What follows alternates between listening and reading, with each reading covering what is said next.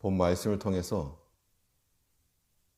하나님의 무한 책임이라는 제목으로 말씀 증거하겠습니다. 품질의 우수성을 나타내는 표지 가운데 하나가 AS라고 말할 수 있겠는데, 만일 그 제품에 문제가 생기거나 불량이 발생하면 책임지고 수리해 주겠다는 겁니다. 그래서 이 AS가 확실하면 값이 나가더라도 그걸 선택하는 것이 더 현명하고 경제적이 있는 겁니다. 반대로 겉으로는 좋아 보이는데 금방 못 쓸 것이 되면 그러한 선택은 하등에 도움이 되지 못하는 겁니다. 하나님께서는 자기 백성들에게 대하여 영원한 AS가 보장된 구원을 주시고,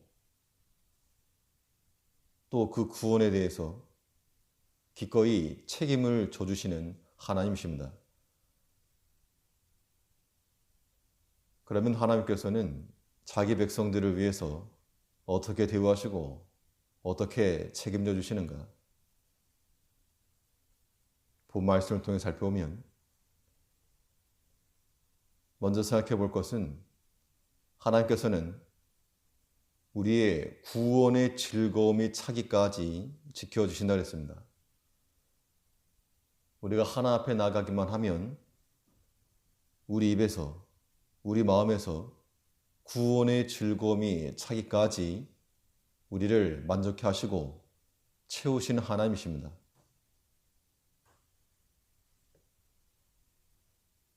우리가 하나님께로부터 얻을 수 있는 즐거움이라고 하는 것은 구원의 즐거움이라 하였으므로, 하나님의 구원하시는 능력을 보는 것이 우리가 기뻐하며 사는 그런 길이 되는 겁니다. 그러므로 우리 영혼이 참된 즐거움 누리려면 다른 데 가서 다른 구경할 것이 아니고 하나님을 보는 것, 하나님의 구원하심을 경험하는 자들이 될 때, 그때 우리 입에서 즐거움이 넘칠 거라 그랬습니다. 16절에서 내가 그 제사장들에게 구원으로 입히리니 그 성도들은 즐거움으로 외치리로다. 제사장들을 구원으로 입힌 결과 성도들이 즐거움으로 외칠 거라고 했습니다. 이거는 제사장들이나 성도들이나 동일하게 하나님의 구원하심으로 기뻐하게 될 것을 말하고 있습니다. 왜냐하면 제사장들이 자기가 받은 구원을 백성들에게 전하고 가르칠 것이므로, 백성들도 제사장들에게 임한 하나님의 구원하시는 능력 안에서 그 구원을 동일하게 경험했다는 겁니다. 이제 우리가 하나님의 이 구원하심을 듣고 보고 우리 가운데 이 구원의 즐거움이 차려면 순서상으로 우리에게 구원의 길을 제시하고 가르칠 수 있는 영적인 존재들이 필요하다는 겁니다. 그 역할을 누가 감당했는가? 그 역할을 구약의 제사장들이 감당했다면, 오늘날은 우리 모든 성도들을 향하여 다 왕같은 제사장이라 하였으므로 그 누구라도 하나님의 구원하심으로 옷 입은 자들이, 먼저 입은 자들이 전달해 주어야 될 사명이 있는 겁니다. 그래서 나 한 사람을 통해서 다른 사람들이 하나님을 알게 되고 하나님의 구원하심을 보게 된다면 우리의 제사장적 사명을 잘 감당하는 것이요, 그 구원의 즐거움을 내가 누리고 또 보고 듣는 자들도 함께 누리는 겁니다. 그러니까 우리가 우리 자신이 받은 그 사명과 그 직분과 하나님 맡기신 거 충성되게 감당해 나가는 것이 우리가 이 구원의 기쁨과 즐거움을 맛볼 수 있는 길이 되는 겁니다.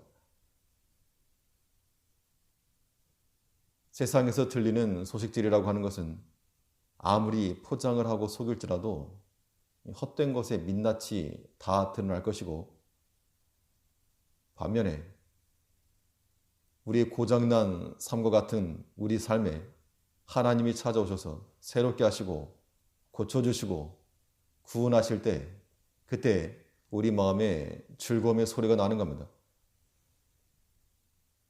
부모가 즐거워하는 것을 자녀들이 좋아하면 더 주고자 하는 마음을 갖게 될 것인데, 그것이 곧 아비의 마음이요 또한 우리를 향하신 하나님의 마음이십니다. 우리가 하나님 마음에 맞는 것으로 즐거워하고 기뻐할 때 넘치도록 채우시고 또 부어주실 자상하신 그 하나님을 우리가 신뢰해야 되겠습니다. 하나님 반대하고 싫어하는 거 말고 하나님이 기뻐하시는 것, 그것을 추구해 나갈 때, 그때 우리 안에 즐거움이 차기까지 우리를 지키시고 또한 함께 하신 하나님이신 우리가 믿어야 되겠습니다. 우리 안에, 이 기쁨의 방 안에 아직 공실 상태가 되었다 그러면 차기까지, 즐거움이 차기까지, 새어나오기까지 그 구원의 길로 나아가고 하나님의 구원하심을 경험하여 우리 영혼의 기쁨이 생길 때까지 하나님 앞에 설주하는 우리가 되어야 되겠습니다. 또 하나님께서 자기 백성들을 어떻게 대우하시고 또 지켜주시는가? 하나님께서는 그 사랑하는 자녀들을 빛 가운데 거하도록 지키시고 인도하신다 그랬습니다. 하나님의 관점과 목적은 우리가 어둠 가운데 실족하는 것이 아니고 빛 가운데서 밝게 분별하며 이 빛의 열매에 맺으며 사는 것입니다. 우리를 지으시고 구원하신 하나님께서는 우리를 구원하셨으니까 더 이상 잘못되지 않도록, 두 번 다시 죄에 빠지지 않도록 우리를 지키시고 또 정성을 들여서 관리하시기를 원하시는 겁니다. 그런데 이것들과 또 넘어지고 또 더러워지고 이래버리면 하나님의 마음이 상하는 겁니다. 이제 우리 발이 실족하지 않고 죄 속으로 들어가지 않고 언제나 바른 길을 갈 수 있도록 빛 가운데 거야 됩니다. 바른 길을 건다는 것은 다른 거 없고 그가 빛 가운데 거하는 것이 바른 길 걷는 것인데, 그러한 길을 잘 갈 수 있도록 하나님께서는 우리를 위해서 친히 등을 하나 준비해 주겠다라고 약속하셨습니다. 17절에서 내가 거기서 다윗에게 뿔이 나게 할 것이라. 내가 네 기름 부은 자를 위하여 등을 예비하였도다. 뿔은 권세를 가리키고 여기서 말한 등이라고 하는 것은 성막과 또 성전을 밝혔던 불로서 성령의 조명하심을 가리키고 있는 겁니다. 성전에서 나온 등이 우리 인생의 발길을 비춰준다는 겁니다. 그러므로 우리가 하나님의 온전하심을 입고자 할진대 마치 성막 안으로 들어가는 자들과 같이 우리는 성막 내부는 캄캄할지 몰라도 그 안에 빛이 있으므로 환한 겁니다. 우리 인생의 등불 같은 말씀이 우리 앞길을 비춰주면 우리는 바른 길로 걷는 것, 그것이 가능할 것인데, 바른 길을 걷는 것 그 자체가 이미 빛의 열매요 영광인 겁니다. 18절에서는 내가 저희 원수에게는 수치로 입히고 저에게는 면류관이 빛나게 하리라 하셨도다. 우리가 빛 가운데 거하고 그 말씀으로 실족하지 않고 바른 길을 잘 걸어가면 하나님께서 우리에게 면류관이 빛나게 하시리라.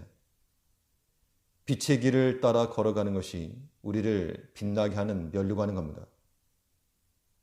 이제 우리 입에 즐거움이 차기까지 지켜주시고 우리 발이 실족하지 않도록 말씀의 등불을 비춰준다 했으므로 그 빛을 따라서 그 길을 따라 하나님의 손길을 타며 살아가는 하나님의 백성들이 되어야 될 자입니다. 하나님의 지키시는 그 무한 책임져 주시는 그 책임 아래서 오늘도 우리 마음 가운데 기쁨의 방이 차기까지 하나님께 주목하며 그 말씀 가운데 거하는 한 날 되시길 바랍니다. 기도하겠습니다.